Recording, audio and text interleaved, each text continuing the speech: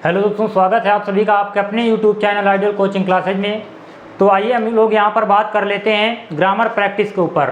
जैसा कि हमने आप लोगों को पहले ही बताया है कि जो फर्स्ट 3 डेज रहेंगे मंडे, ट्यूसडे और वेंसडे, तो उसमें आपकी वोकैब लर्निंग सीरीज चलने वाली है और थर्सडे के दिन आपका 1 वर्ड सब्स्टिट्यूशन की क्लास रहेगी। उसके बाद में फ्राइडे और सैटरडे को ग्रामर की प्रैक्टिस रहने वाली है। तो आज हमारा ग्रामर का टर्न है, तो आज हम लोग बात कर लेते हैं यहाँ पर ग्रामर प्रैक्टिस के ऊपर। तो यहाँ पर ग्रामर प्रैक्टिस के ऊपर हम लोग बात कर लेते हैं। तो यहाँ पर दिया गया है select the correctly spelled word. अब करेक्टली पे हमें ध्यान देना है। कभी कभी क्वेश्चन पे क्या करता है, कभी कभी क्वेश्चन पे पूछता है हमसे मिस स्पेल्ड या इनकरेक्ट। अब यहाँ पर हमसे पूछा गया है करेक्टली, तो सबसे यहाँ पर पहले दिया गया है प्रियोरिटी। तो यहाँ पर इसकी स्पेलिंग हमें तो गलत लग रही है क्योंकि यहाँ पर करेक्ट स्पेलिंग कुछ दूसरी होती है। तो यहाँ पर क्या होती है इसकी अगर हम बात करें तो ये आपकी प्रियोरिटी की होती है करेक्ट स्पेलिंग। उसके बाद में यहाँ पर दिया गया जीलस। तो जीलस का मतलब यहाँ पर गलत दिया गया। जीलस का क्या होता है, यहाँ पर ए होता है बीच में, तो ये हमारी जीलस की करेक्ट स्पेलिंग हो जाएगी। उसके बाद में यहाँ पर दिया गया डिस्गाइज। तो डिस्गाइज का क्या हो जाएगा, यहाँ पर UISE रहने वाला है। डिस्गाइज का मतलब होता है किसी को धोखा देना या छद्म वेश धारण करना, तो वो कहलाता है डिस्गाइज। और जीलस इन सभी का तो मतलब पता ही होगा। तो यहाँ पर जो हमारा करेक्ट होने वाला है, तो करेक्ट कौन सा होने वाला है, यहाँ पर नूरिश। तो नूरिश का मतलब यहाँ पर करेक्ट रहने वाला है, यानी किसी चीज़ से रिलेटेड होना। तो यहाँ पर नूरिश यहाँ पर करेक्ट है। तो पहले का यहाँ पर 4th ऑप्शन करेक्ट हो जाएगा। उसके बाद हम बात कर लेते हैं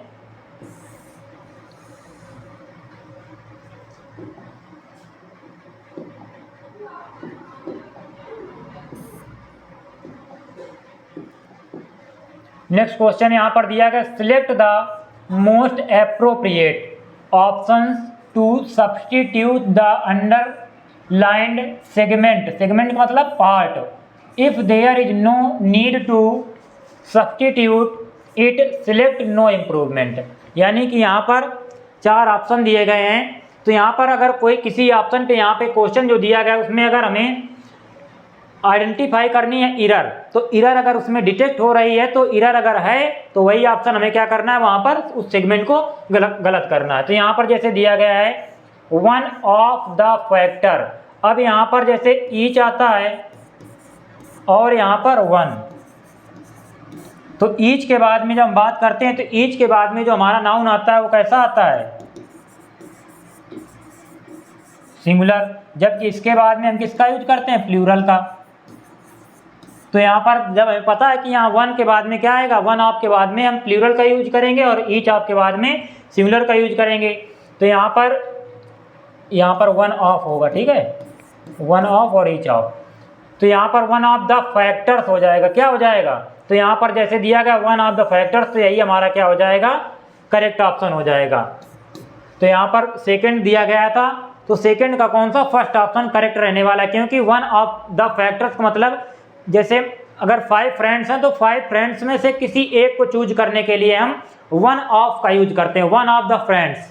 तो यहाँ पर और अगर उनमें से सभी को इंडिविजुअलाइज कर दिया जाए तो उसके लिए हम ईच ऑफ का यूज करते हैं। तो इस वजह से यहाँ पर हमारा पहला करेक्ट हो जाएगा। उसके बाद यहाँ पर अगर हम बात करें ईच ऑफ द फैक्टर्स, तो ये क्या हो जाएगा, रॉन्ग हो जाएगा। वन ऑफ अ फैक्टर, तो यहाँ पर ये फैक्टर दिया, ये गलत हो जाएगा। और नो इम्प्रूवमेंट तो होगा नहीं। अब हम बात कर लेते हैं आगे।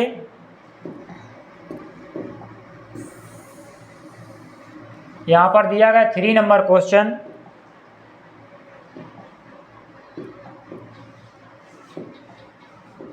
थ्री नंबर में क्या दिया गया, select the most appropriate option substitute the underlined segment. If there is no need to substitute it select no improvement. उसी प्रकार से सेम ये भी दिया गया है जैसे पहले वाला दिया गया था। यानी कि अगर किसी सेगमेंट में या किसी पार्ट में एरर है तो उसे हमें क्या करना है, उस पार्ट को डिटेक्ट करना है और डिटेक्ट करने के बाद में उसे हमें करेक्ट करना है।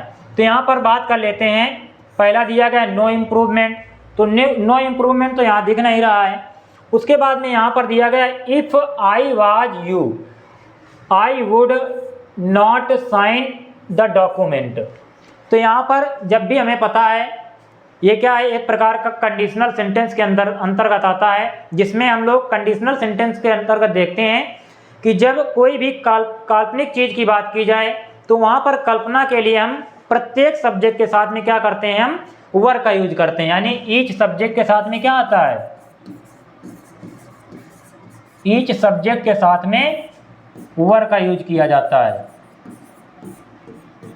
किसके लिए, for imagination, for imagination each subject के साथ में वर आता है। तो यहाँ पर क्या दिया जाएगा, I were you, if I were you I would not sign the document. तो यहाँ पर पहला क्या हो जाएगा, करेक्ट हो जाएगा। उसके बाद में दिया गया if I have been you, तो ये क्या हो जाएगा, रॉन्ग हो जाएगा। If I had been you, तो ये भी रॉन्ग हो जाएगा। तो यहाँ पर हमारा सेकंड वाला बिल्कुल ऑप्शन करेक्ट रहने वाला है। उसके बाद में बात कर लेते हैं हम लोग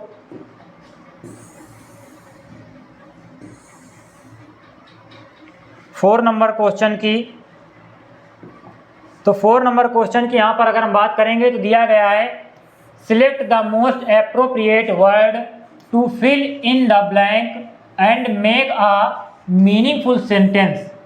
देयर आर सम डेट्स और periods of time in the history of the world that are show that everyone knows and remember them। तो यहाँ पर दिया क्या गया है, ट्रिविवियल दिया गया है, उसके बाद में रिप्रेजेंटेटिव दिया गया है, और यहाँ पर दिया गया सिग्निफिकेंट और यहाँ पर मोमेंट्री। तो यहाँ पर select the most appropriate word to fill in the blank and make a meaningful sentence. अब यहाँ पर दिया गया देयर आर सम डेट्स और periods of time in the history of the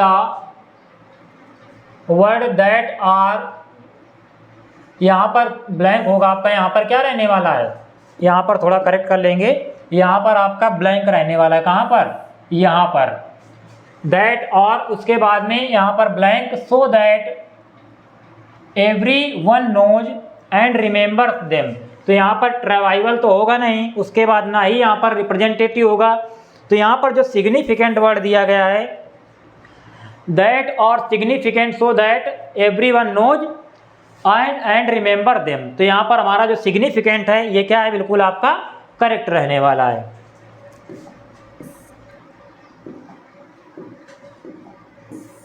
आगे हम बात कर लेते हैं, यहाँ पर 5th नंबर क्वेश्चन दिया गया हमको। 5th नंबर में क्या दिया गया है, 5th नंबर में दिया गया आपका select the most appropriate option to fill in the blank and make a grammatically correct sentence. तो यहाँ पर ग्रामेटिकली करेक्ट हमें करना है। तो ग्रामेटिकली करेक्ट के लिए हम लोग क्या करेंगे,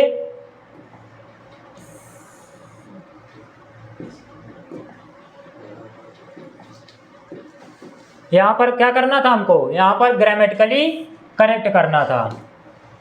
तो इसके लिए हम लोग क्या करेंगे, यहाँ पर दिया गया if children spend too much time watching television they can create health problems for, उसके बाद में one self, them self, himself और इट सेल्फ। 4 ऑप्शन हमारे दिए गए हैं। तो यहाँ पर दिया गया इफ चिल्ड्रेन। अब हमारा यहाँ पर वर्ड क्या दिया गया है, चिल्ड्रेन। क्या वर्ड दिया गया है, चिल्ड्रन वर्ड दिया गया है। तो चिल्ड्रन, यहाँ पर कुछ बच्चे क्या करते हैं, चिल्ड्रन जब बोला जाता है तो इसका भी प्लूरल बना देते हैं। यहाँ पर इसका प्लूरल क्या बना देते हैं, चिल्ड्रंस, जबकि ये क्या होता है, ये आपका रॉन्ग होता है, ये आपका रॉन्ग होता है। यहाँ पर एस नहीं लगता, चिल्ड्रन ऑलरेडी ये क्या है, ये ऑलरेडी प्लूरल होता है, इस वजह से यहाँ पर ये चिल्ड्रन लिखा जाता है, ना कि एस ऐड किया जाता है। तो ये हो गई चिल्ड्रन के प्लूरल ना बनाने की।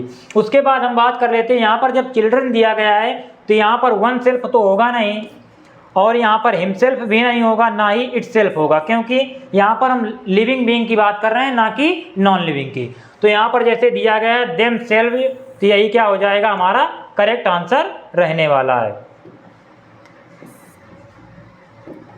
अब हम बात करते हैं यहाँ पर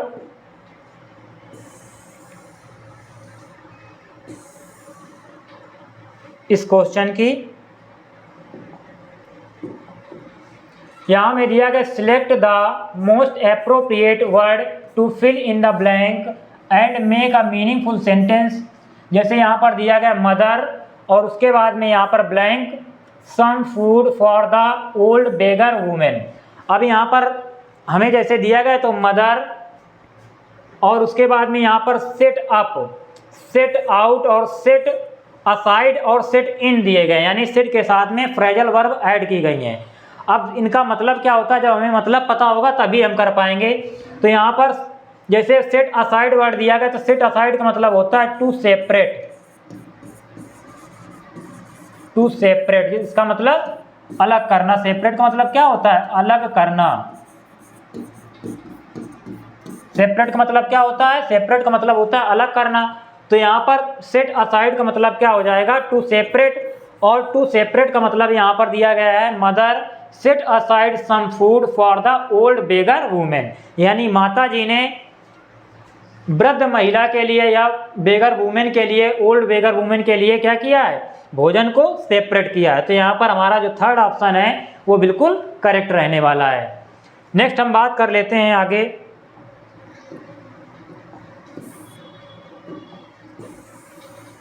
यहाँ पर 7 नंबर दिया गया है। 7 नंबर में हम लोगों को क्या दिया गया है, यहाँ पर 7 नंबर में दिया गया है I don't think I meet him before. अब बिफोर का मतलब है के पहले की बात की जा रही है, और यहाँ पर क्या दिया गया है, आई डोंट दिया गया है। तो जब हमारा सेंटेंस इस प्रकार से दिया जाता है तो हम क्या करते हैं, एक सेंटेंस यदि हमारा प्रेजेंट में दिया गया तो यहाँ पर प्रेजेंट के इंडेफिनिट में, तो दूसरा किस में बनेगा, प्रेजेंट के परफेक्ट में। ये किस में बनेगा, प्रेजेंट के परफेक्ट में। क्यों बनेगा, क्योंकि यहाँ पर बिफोर आया है, तो बिफोर की वजह से यहाँ पर प्रेजेंट के परफेक्ट में हम बनाएंगे। तो यहाँ पर आई मीट ना हो जाएगा, यहाँ पर क्या हो जाएगा, थर्ड नंबर में आई हैव मेट हो जाएगा, आई हैव मेट। तो यहाँ पर थर्ड ऑप्शन करेक्ट हो जाएगा, I don't think I have met him before. तो क्या बन जाएगा हमारा, I don't think I have met him before. तो इस प्रकार से हमारा करेक्ट सेंटेंस बन जाएगा। उसके बाद बात कर लेते हैं यहाँ पर हम नेक्स्ट क्वेश्चन दिया गया है 8th नंबर में। 8th नंबर में इस प्रकार से दिया गया है, इसके ऑप्शन कुछ नीचे दिए गए हैं तो इन्हें आगे कवर करेंगे। यहाँ पर दिया गया select the most appropriate meaning of the given idiom. अब पहले ईडियम का मतलब जान लेते हैं, उसके बाद में फिर ऑप्शन हम टिक कर लेंगे। जैसे यहाँ पर दिया गया a needle in a hey stake, यानी कि हे स्टेक का मतलब भूसे का ढेर। क्या मतलब हो जाएगा, भूसे का ढेर। अब यहाँ पर भूसे के ढेर में क्या है, एक नीडल सुई। तो भूसे के नीडल में, भूसे के ढेर में क्या है, नीडल रहने वाली है। तो भूसे के ढेर में जब नीडल होगी तो यानी एक बहुत बड़े अमाउंट में एक छोटी सी चीज का होना। तो यहाँ पर आगे बात कर लेते हैं ऑप्शंस की। जैसे ऑप्शन से यहाँ पर दिए गए हैं,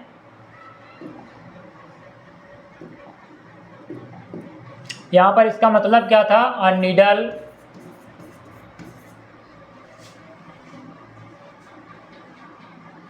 यहाँ पर नीडल इसे करेक्ट कर लेंगे, a needle in hey stake, इस प्रकार से दिया गया था। तो यहाँ पर टू बी माइनर इम्पोर्टेंस, यानी किसी चीज़ को कम महत्व देना। उसके बाद में to be involve in unnecessary activity, तो ये भी नहीं होगा। To create a state of confusion, यानी कि कन्फ्यूजन का मतलब होता है भ्रम की स्थिति को जन्म देना या बनाना। Something that is very difficult to locate, यानी कि अब भूसे के ढेर में नीडल खो जाए तो उसे लोकेट करना या ढूंढ पाना क्या है, बहुत ही कठिन काम है। तो इस वजह से यहाँ पर हमारा जो फोर्थ ऑप्शन है वो करेक्ट हो जाएगा, something that is very difficult to locate, यानी कि कोई ऐसी चीज जिसे हम लोकेट नहीं कर सकते। तो यहाँ पर फोर्थ ऑप्शन करेक्ट रहने वाला है। नेक्स्ट हम बात कर लेते हैं यहाँ पर 9 नंबर क्वेश्चन की। 9 नंबर क्वेश्चन में क्या दिया गया है, यहाँ पर select the most appropriate, appropriate synonym of the given word, appropriate का मतलब क्या होता है, इसका मतलब होता है सटीक या सही, या जिसे हम लोग उपयुक्त भी बोल सकते हैं। क्या बोल सकते हैं? उपयुक्त। तो यहाँ पर सटीक या सही या फिर उपयुक्त बोल सकते हैं। तो यहाँ पर सबसे पहले रिवाइव दिया गया है। अब जो फ्री फायर और पबजी खेलते हैं ना, उनको ये वर्ड अच्छे से पता होगा। रिवाइव वर्ड हमेशा क्योंकि उसमें यूज किया जाता है। तो यहाँ पर रिवाइव, अब यहाँ री का मतलब क्या होता है? री का मतलब होता है अगेन। री का मतलब क्या होता है? अगेन। और जहाँ भी हमें विव वर्ड दिखाई दे दे, यहाँ पर विव का मतलब क्या होता है? इसका मतलब होता है लाइफ। क्या मतलब होता है? लाइफ। जैसे यहाँ पर री का मतलब अगेन और विव का मतलब लाइफ, यानी कि किसी को दोबारा से जीवन देना। जैसे हम लोग बात करते हैं विवेसियस। विवेसियस का मतलब क्या होता है? एक प्रकार से जीवंत या जिंदा दिल। तो यहाँ पर दिया गया विव, यानी कि जिसमें लाइफ हो, और लाइफ जिसमें होगी वही क्या होगा? जीवंत होगा। तो यहाँ पर रिवाइव का मतलब हमने बता दिया, क्या हो जाएगा? एक प्रकार से जीवन देना। अब यहाँ पर रिपीट, रिपीट का मतलब क्या होता है? रिपीट का मतलब होता है आपका यहाँ पर दोहराना। क्या मतलब होता है? दोहराना। तो ये तो होगा नहीं। उसके बाद में रिव्यू, री का मतलब होता है अगेन और व्यू का मतलब होता है दृष्टि, यानी किसी चीज को दोबारा से देखना, यानी इंस्पेक्शन हम लोग बोल सकते हैं, यानी किसी चीज की जांच करना। उसके बाद में रियून, इसका मतलब क्या होता है? बर्बाद करना, यानी डिस्ट्रॉय। डिस्ट्रॉय बोल सकते हैं इसे हम लोग। अब यहाँ पर कवर का मतलब क्या होता है? कवर का मतलब होता है किसी चीज को ढकना एक प्रकार से। और रिकवर का मतलब होता है किसी खराब स्थिति से सही स्थिति में लाना। तो उसे हम लोग एक प्रकार से रिवाइव बोल सकते हैं। तो यहाँ पर जो हमारा फोर्थ ऑप्शन है वही क्या हो जाएगा? यहाँ पर फोर्थ ऑप्शन रिकवर सही रहने वाला है। तो यहाँ पर हमसे पूछा गया था करेक्ट या एप्रोप्रिएट सिनोनिम्स बताना था हमको, किसका? रिवाइव का। तो रिवाइव का मतलब होता है जीवन देना, या पुनः से मतलब किसी चीज को सही करना, करेक्ट करना। तो यहाँ पर रिकवर दिया था, तो रिकवर का मतलब भी क्या हो जाएगा? वही। तो यहाँ पर हमारा फोर्थ ऑप्शन बिल्कुल करेक्ट हो जाएगा।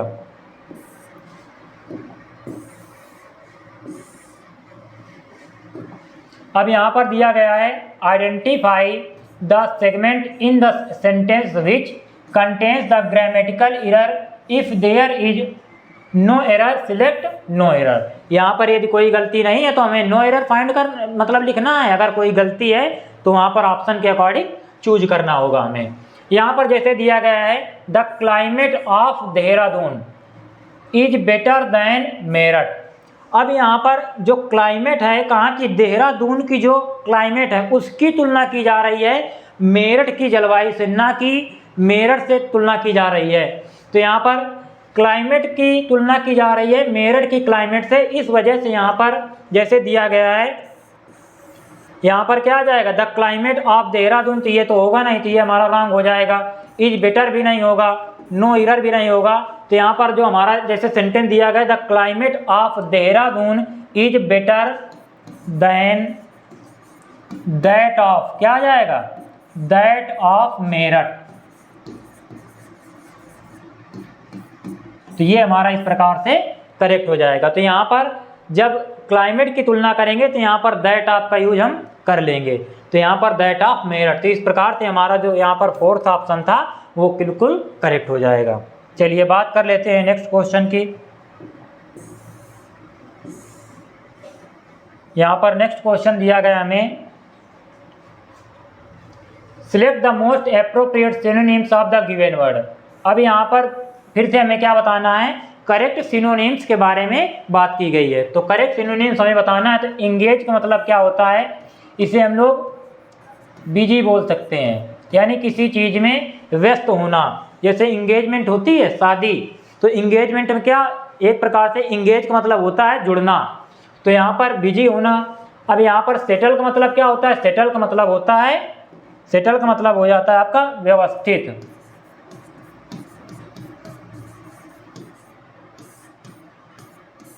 और इसी से एक वर्ड बनता है सेटलमेंट। सेटलमेंट का मतलब व्यवस्था। अब यहाँ पर डिसमिस दिया गया, डिसमिस का मतलब किसी चीज़ को एक प्रकार से डिसमिस करना, समाप्त करना, तो इसे हम समाप्त करना बोल सकते हैं। उसके बाद में ऑक्यूपाई, ऑक्यूपाई का मतलब क्या होता है, घेरना या किसी चीज़ को ढकना। ऑक्यूपाई का मतलब घेरना। तो यहाँ पर एंगेज का मतलब दिया गया था बिजी, और ऑक्यूपाई ही हमारा क्या हो जाएगा, करेक्ट ऑप्शन रहने वाला है। तो यहाँ पर एंगेज का क्या हो जाएगा, ऑक्यूपाई बिल्कुल करेक्ट ऑप्शन रह जाएगा। उसके बाद में यहाँ पर जैसे दिया गया रिलीज, तो रिलीज, अगर रिलीज वर्ड की बात करें हम, तो रिलीज का मतलब क्या होता है, रिलीज का मतलब होता है स्वतंत्र करना, यानी फ्री फ्रॉम समथिंग,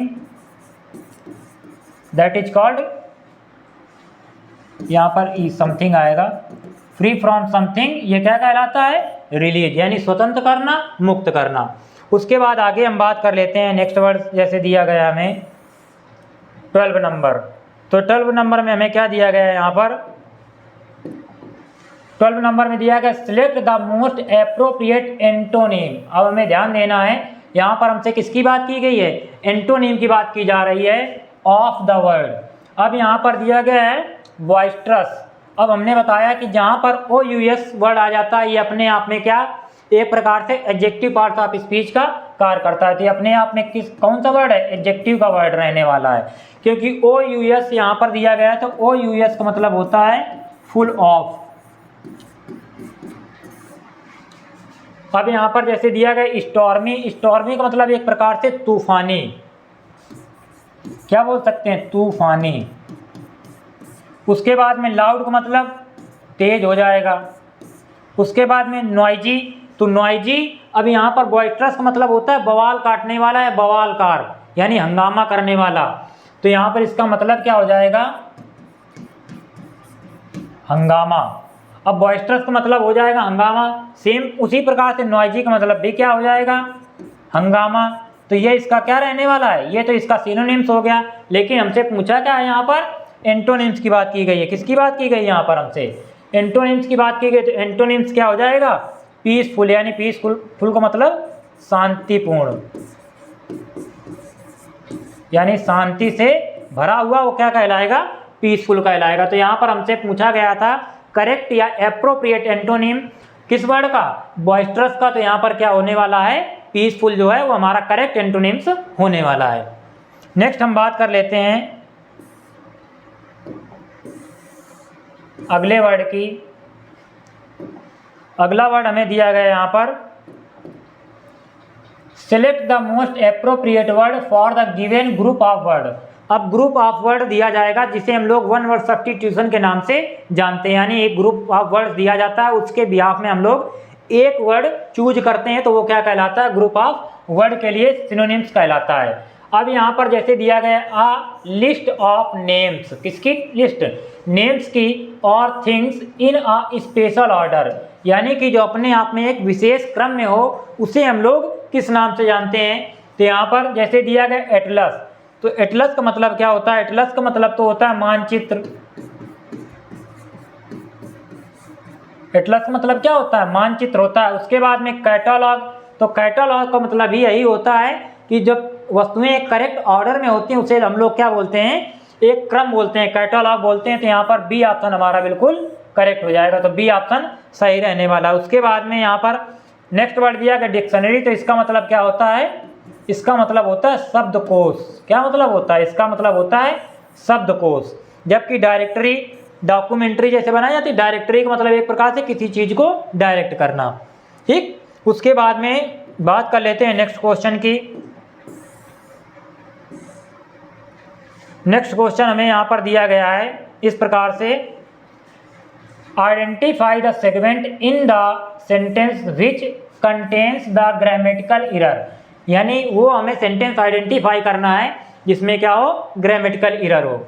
अब यहाँ पर दिया गया she misplaced her spectacles and now finding it difficult to read, यानी कि उसने अपने गॉगल्स से या स्पेक्टिकल्स से चश्मा था, उसे कहीं दूसरी जगह रख दिया, दूसरी जगह ढूंढ रही, इस वजह से उसको पढ़ने में क्या आ रही है, कठिनाई या परेशानी हो रही है। अब यहाँ पर जैसे दिया गया है तो हर स्पेक्टिकल्स में प्रॉब्लम है, तो यहाँ पर देखते हैं। उसके बाद में डिफ़िकल्ट टू रीड में प्रॉब्लम है। उसके बाद में यहाँ पर दिया गया है नाउ फाइंडिंग इट, इसमें प्रॉब्लम है। तो यहाँ पर जैसे हम देखते हैं नाउ फाइंडिंग इट, अब यहाँ पर फाइंड किसको करने की बात की जा रही है, स्पेक्टेकल्स को। अब स्पेक्टेकल्स अपने आप में क्या है, ये प्लूरल रहने वाला है। ये क्या है, प्लूरल रहने वाला है। तो प्लूरल के लिए हम यहाँ पर इट का यूज ना करके किसका यूज करेंगे, देम का यूज करेंगे। तो इस वजह से यहाँ पर सी मिसप्लेस्ड, तो ये भी नहीं होगा। थर्ड ऑप्शन क्या हो जाएगा, बिल्कुल आपका करेक्ट हो जाएगा। तो यहाँ पर एंड नाउ फाइंडिंग देम आ जाएगा। क्या आ जाएगा, नाउ फाइंडिंग देम। तो यहाँ पर इट नहीं आएगा। तो यहाँ पर हमें करेक्ट क्या मिल जाएगा, she misplaced her spectacles and now finding them difficult to read. तो यहाँ पर इस प्रकार से हमारा थर्ड ऑप्शन करेक्ट हो जाएगा। नेक्स्ट हम बात कर लेते हैं यहाँ पर 15 नंबर क्वेश्चन की। 15 नंबर में दिया गया select the most appropriate option to fill in the blank and make a grammatically correct sentence. हमें क्या करना है, यहाँ पर फिल इन द ब्लैंक्स के अकॉर्डिंग फिल करना है और उसे ग्रामेटिकली करेक्ट बनाना है। जैसे यहाँ पर दिया गया है Susan finally arrived at the party at midnight. Arrived दिया गया, इसका मतलब किसकी बात की जा रही है, पास्ट की। पास्ट में किसकी, पास्ट के इंडेफिनिट की, क्योंकि वर्ब की सेकेंड फॉर्म दी गई है। पास्ट इंडेफिनिट आएगा। क्या आएगा, पास्ट इंडेफिनिट, क्योंकि सेकेंड फॉर्म दी गई है। अब यहाँ पर but by then most of the guest. अब मोस्ट ऑफ द गेस्ट के आगे क्या फिल होगा, तो यहाँ पर जैसे पहले ऑप्शन में दिया गया हैविंग लेफ्ट, तो हैविंग लेफ्ट तो होगा नहीं क्योंकि पैसी तो बनाना नहीं। उसके बाद में दूसरा लिख लो ऑप्शन हैज लेफ्ट। उसके बाद में थर्ड ऑप्शन तो दिया गया है, फोर्थ ऑप्शन भी साथ में लिख लेंगे, इसे थर्ड, उसके बाद में फोर्थ ऑप्शन नीचे दिया जाएगा। तो यहाँ पर जैसे दिया गया हैड लेफ्ट, तो यहाँ पर ऊपर लिख लेते हैं हैड लेफ्ट। हैड लेफ्ट ये आपका थर्ड ऑप्शन दिया गया है। तो यहाँ पर थर्ड ऑप्शन आपका दिया गया है क्या, हैड लेफ्ट। तो यहाँ पर हैड लेफ्ट ही होगा थर्ड ऑप्शन, क्योंकि नीचे दिखाई नहीं दे रहा तो हमने ऊपर लिख लिया, ठीक है। तो यहाँ पर सुजन फाइनली अराइव्ड, अब यहाँ पर पास्ट दिया गया था, पास्ट का इंडेफिनिट। अब पास्ट का इंडेफिनिट दिया गया था तो इसमें क्या दी गई थी, सेकेंड फॉर्म। तो सेकेंड फॉर्म, इस वजह से यहाँ पर क्या आ जाएगा, हमारा जो सेंटेंस रहेगा वो पास्ट में ही रहने वाला है। तो इस वजह से यहाँ पर हैज लेफ्ट नहीं आएगा, उसके बाद में हैविंग लेफ्ट नहीं आएगा, और अगर कोई अदर भी ऑप्शन है तो वो भी नहीं आएगा। तो यहाँ पर केवल हैड लेफ्ट आएगा। तो यहाँ पर थर्ड ऑप्शन जो दिया गया आपका वही बिल्कुल करेक्ट रहने वाला इस सेंटेंस के लिए।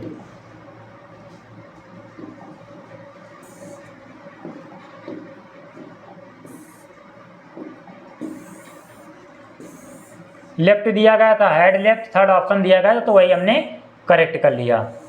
उसके बाद में कंप्रीहेंशन को देखते हैं। सबसे पहले यहाँ पर दिया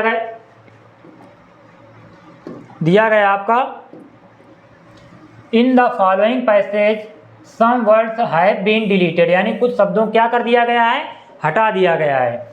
fill in the blanks with the help of the alternative given, यानी कि कुछ ऑप्शन दिए जाएंगे, क्वेश्चन दिया जाएगा उसके अकॉर्डिंग, ठीक है। Select the most appropriate option for each blank, यानी ईच ब्लैंक के लिए हमें क्या करना है, एप्रोप्रिएट ऑप्शन फिल करना है। अब यहाँ पर सबसे पहले हम देख लेते हैं जो हमें पैराग्राफ टाइप में दिया गया, पैसेज दिया गया है। Every Monday on his way back from work, यानी हर मंडे को वो क्या करता है, जब काम से वापस लौटता है, Vipin Chaudhary would drop in at Kalicharan's back book shop. तो यहाँ पर जैसे एट दिया गया तो किसके लिए आया है, एट आया है यहाँ पर बुक शॉप के लिए। In new market to buy books, यानी क्या करता है, नई मार्केट में जाता है किताबें खरीदने के लिए। अब यहाँ पर दिया गया ही, उसके बाद में blank two by at least 5 at a time, क्या करता है, कम से कम 5 किताबें एक बार में खरीदता है। To last him through the week, उसे क्या कर दिया गया है,